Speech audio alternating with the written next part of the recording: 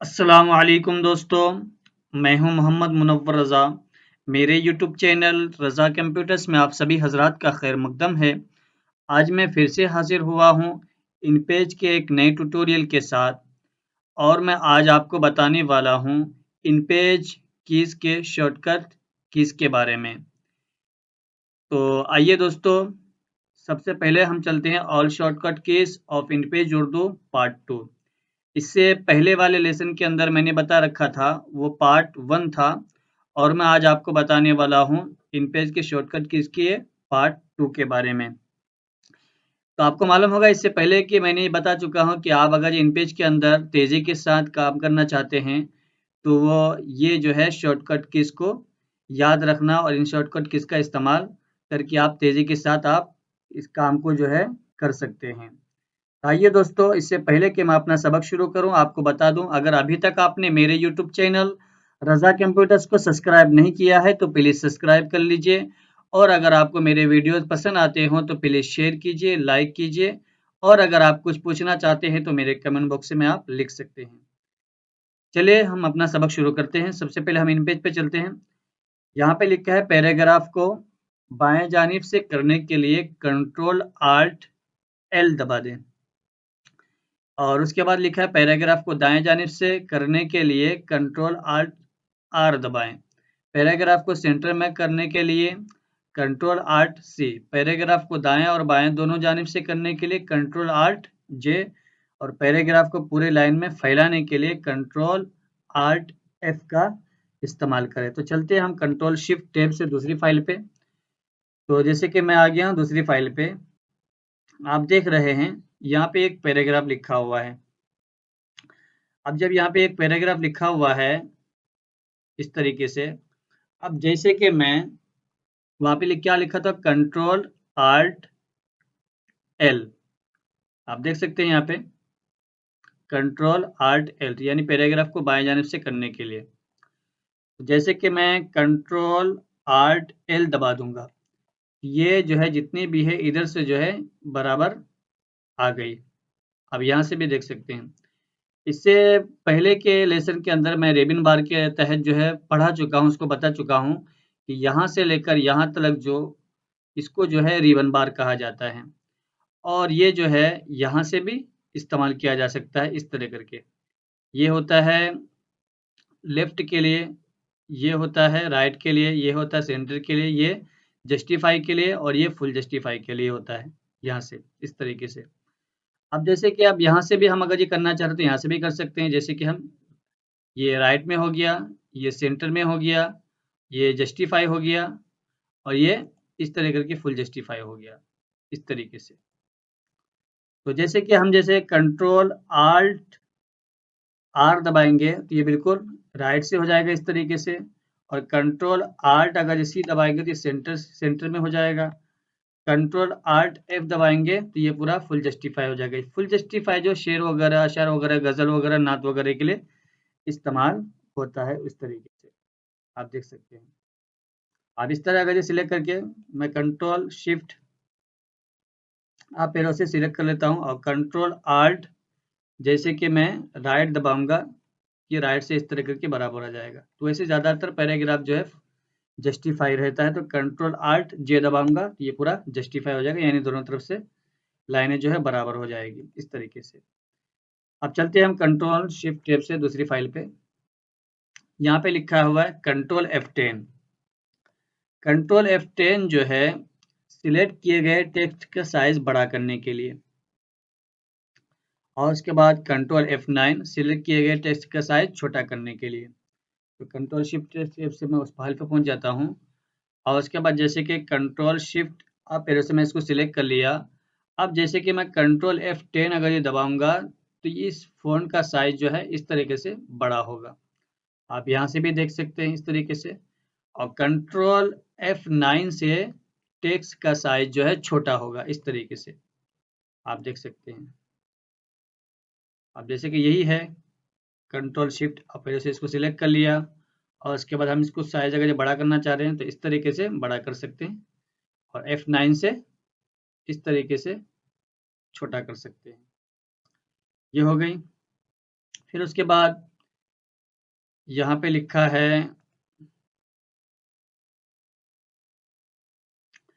F12, यानी कि ribbon बार में कर्सर को ले जाने के लिए F12 का इस्तेमाल करें।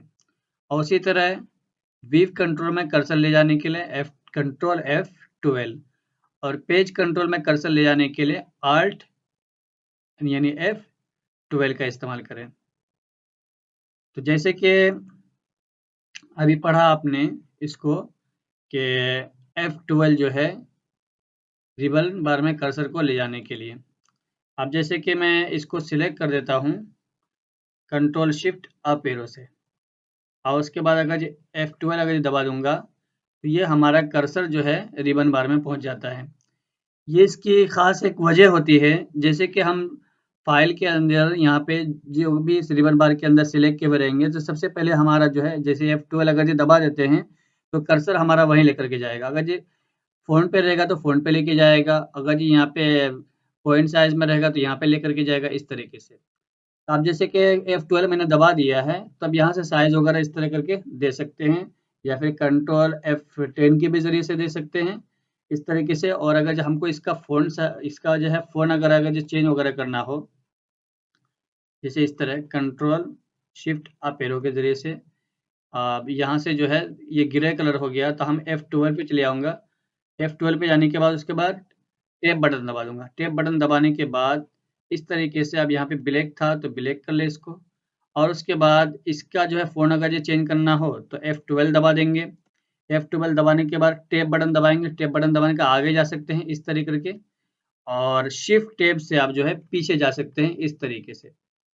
अब जैसे कि फ़ॉन्ट मुझे चेंज करना है तो फ़ॉन्ट जैसे चेंज करना है तो हम यहाँ से इस तरह करके क्लिक करके पेज निस्तारिक इस तरह कर सकते हैं।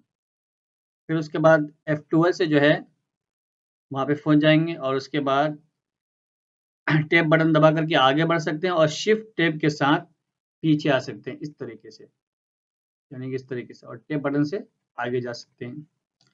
ये चीज़ें हमने देख ली, और उसके बाद यहाँ पे लिखा है कंट्रोल F12 और Alt F12 वीव कंट्रोल में कर्सर ले जाने के लिए। जैसे कि कंट्रोल F12 दबा दूंगा तो ये हमारा जो है कर्सर आप देख रहे हैं यहाँ पे आ गया। तो अब यहाँ से इस तरह करके जैसे कि 150 में दिया है, जैसे कि मैं इस तरह करके ज़ूम करता हूँ तो 150 के हिसाब से जो है नंबर ज़ूम होता है। अब जैसे कि मैं कंट्रोल F12 दबा देता हूँ, जैसे कि यहाँ पे है कर्सर कंट्रोल F12, और उसके बाद हम यहाँ से नंबर वगैरह दे करके जैसे 200 नंबर दे दूंगा इस तरीके से, और उसके बाद इंटर कर दूंगा तो इस तरह हमारे पास ज़ूम हो जाएगा। यहाँ से जो है 1 से लेकर के 300 तक का ज़ूम करने का ये रहता है, तो 300 तक ज़ूम कर सकते हैं इस तरीके से। तो वैसे 150 था तो 150 कर देते हैं इस तरीके से। फिर उसके बाद यहाँ से जो है आप Alt F12 के ज़रिए से जो है पेज कंट्रोल में कर्सर ले जाने के लिए होता है। ये पेज कंट्रोल होता है। जैसे कि Alt F12 अगर दबा देंगे तो इस तरीके से जो है जा सकते हैं हम। जैसे कि अब जैसे कि Alt F12 मैंने दबा दिया, अब हम जो है 6 पेज पे जाना चाह रहे हैं, तो जैसे कि मैं 4 नंबर दबा दूंगा इस तरीके से और इंटर कर दूंगा तो ये पेज नंबर 4 पे आ गया मैं इस तरीके से। फिर उसी तरह Alt F12 दबाएंगे, हम 1 नंबर पे आना चाह रहे हैं तो 1 दबा देंगे और 1 नंबर पे आ गए, पेज नंबर 1 नंबर पे आ गए। फिर उसी तरह यहाँ से टैब बटन इस्तेमाल होता है, यानी कि कर्सर को अगले खाने में ले जाने के लिए। अभी मैंने बताया शिफ्ट टैब से जो है कर्सर को पीछे ले जाने के लिए। जैसे कि F12 हम दबा देते हैं कीबोर्ड में से, अब उसके बाद यहाँ से हम जा सकते हैं। अब जैसे कि यही है, अब जैसे कि F12 दबा दिया मैंने, अब उसके बाद टैब बटन दबाएंगे तो इस तरह आगे लेके जा सकते हैं रिबन बार के अंदर, और शिफ्ट टैब के साथ इस तरह करके पीछे आ सकते हैं इस तरीके से। फिर उसके बाद यहाँ से आता है आर्ट पेज अप, यानी कि मौजूदा पेज से पहले के पेज में आने के लिए, और आर्ट पेज डाउन मौजूदा पेज से बाद के पेज में जाने के लिए, इस तरीके से। अब जैसे कि यहाँ पे मैंने लिख के रखा है ये इस तरीके से। अब जैसे कि मैं यहाँ से नंबर डाल देता हूँ मास्टर पेज में जा कर के एक टाइटल बॉक्स बना करके इस तरीके से, और उसके बाद यहाँ से इसका साइज़ जो है 17 कर लेते हैं और लाइन स्पेसिंग जो है 23 कर लेते हैं इस तरीके से, और कंट्रोल आल्ट सी से इसको सेंटर में कर लेते हैं और इंसर्ट में जाकर के पेज नंबर इस तरह डाल देते हैं और उसके बाद हम इस तरह करके आ जाते हैं। अब जैसे कि यहाँ पे है, मैंने बताया अभी आपको कि आल्ट पेज अप से यानी कि मौजूदा पेज से पहले के पेज में आने के लिए और आल्ट पेज डाउन मौजूदा पेज से बाद के पेज में जाने के लिए। अब जैसे कि यहाँ पे है आल्ट पेज अप करेंगे, पेज डाउन करेंगे तो ये दूसरे पेज पे जा सकते हैं, तीसरे पेज पे जाएँ, चौथे पेज पे, और आल्ट पेज अप करेंगे तो चौथा, तीसरा, पीछे वाले यानी कि पेज पे जा सकते हैं इस तरीके से। फिर उसके बाद यहाँ पे लिखा है control mouse right click, zoom किए हुए पेज को दाएँ-बाएँ, ऊपर-नीचे खिसकाने के लिए, खिसका कर जो देखने के लिए होता है। अब जैसे कि यहाँ पे है, मैं आल्ट पेज अप से जो है पहले वाले पेज पे चले जाता हूँ। अब कभी-कभी हमको ज़रूरत पड़ती है कि यहाँ से हमको खिसकाने की ज़रूरत पड़ती है, इस तरह करके खिसका-खिसका के देखने की ज़रूरत पड़ती है। और जैसे मैं कंट्रोल दबा दूँगा और माउस का राइट बटन क्लिक करके इस तरह करके आप एक हैंड टूल का इस्तेमाल होता है, इस तरह करके देख सकते हैं पेज को। इस तरह करके देख सकते हैं आप। इसके अलावा यहाँ पे लिखा है बैक स्पेस यानी कि कर्सर से पहले हर्फ को ख़त्म करने के लिए, तो मैंने बता रखा है। कंट्रोल शिफ्ट फिर से यानी कि एक फ़ाइल से दूसरी फ़ाइल में जाने के लिए। अब जैसे कि ये है, यहाँ पे इन पेज की फ़ाइल है हमारे पास। अब जैसे कि हम 2 फ़ाइल खुली हुई है यहाँ पे, तो जैसे कंट्रोल शिफ्ट टेप बटन दबा दूँगा, ये जो है दूसरी फ़ाइल पे हम आ गए। जैसे कि मैंने ऑल शॉर्टकट कीज़ के नाम से एक फ़ाइल बना रखा था, तो इस फ़ाइल पे हम जो है आ गए, आप देख सकते हैं। फिर उसके अलावा कंट्रोल शिफ्ट टेप से उसी फ़ाइल पे पहुँच जाऊँगा। कंट्रोल शिफ्ट टेप से फिर उस फ़ाइल पे आता हूँ। फिर इसके बाद यहाँ लिखा है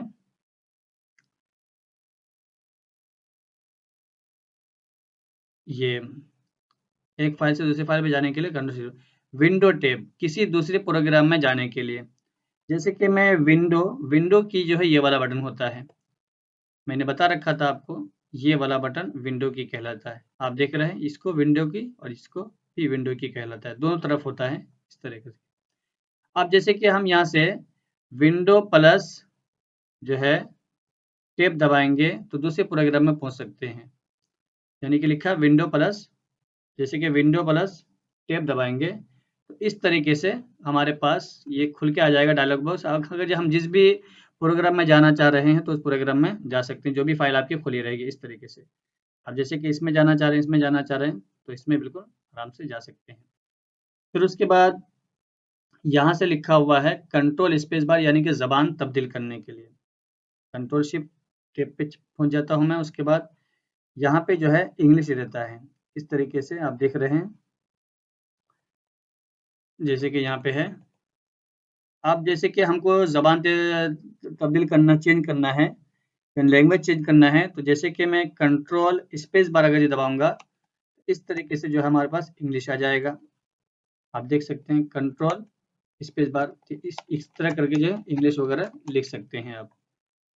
फिर उसके अलावा यहाँ पे लिखा है आल्ट डिलीट यानी फ़ाइल से सफ़ात को ख़त्म करने के लिए होता है।